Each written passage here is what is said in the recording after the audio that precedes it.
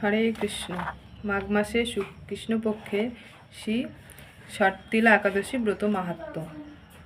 এই ব্রত কাহিনী ভবিষ্যত্তর পুরাণে বর্ণিত রয়েছে। একদিন দালব্য মুনি মহর্ষি পুলস্তকে জিজ্ঞাসা করলেন, জীবের দুর্গতি দেখে আমি ভাবছি, হায়, জীবগণ মহাপাপে লিপ্ত রয়েছে, অন্তিমে নরকে যাবে, কেমন করে এই মহা দুঃখের হাত থেকে রক্ষা পাবে, তার উপায় আপনি বলুন।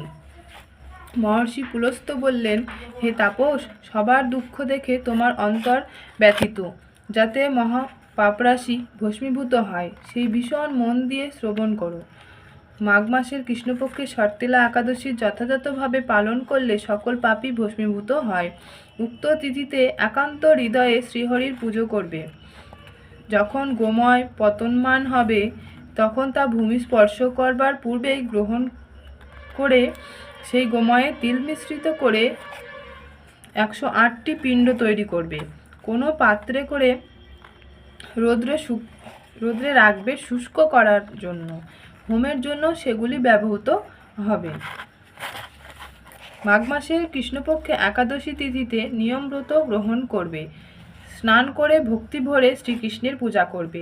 কৃষ্ণ নাম উচ্চারণ করে শ্রীকৃষ্ণের রূপ ধ্যান করবে। অগরু, কর্পূর, শর্করা, চন্দন প্রভৃতি মন্ত্র পাঠ করবে, শ্রীকৃষ্ণকে নিবেদন করবে। রাত্রিকালে অর্চনের পর হোম কার্য করবে। নারিকেল কিংবা সুপারি সহ 100 সংখ্যায় অর্ঘ্য দান করবে। হে শরণ্য দয়াময়, পাতকীগণের পাপ তুমি দূর করো, তুমি সবার মুক্তিদাতা।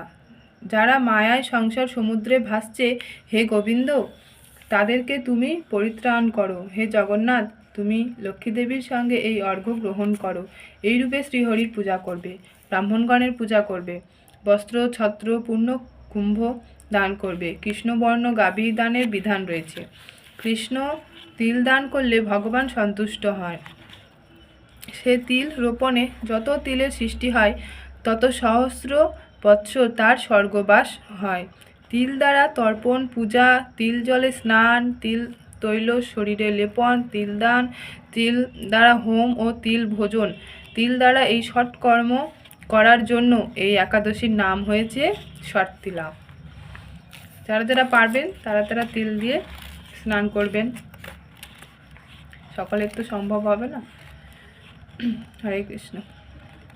পাপরাশি বিনাশ করতে এই ব্রতের জুড়ি নাই। একদিন দেবর্ষি পাদ শ্রীকৃষ্ণের নিকটে ষটতিলা একাদশী ব্রত মাহাত্ম্য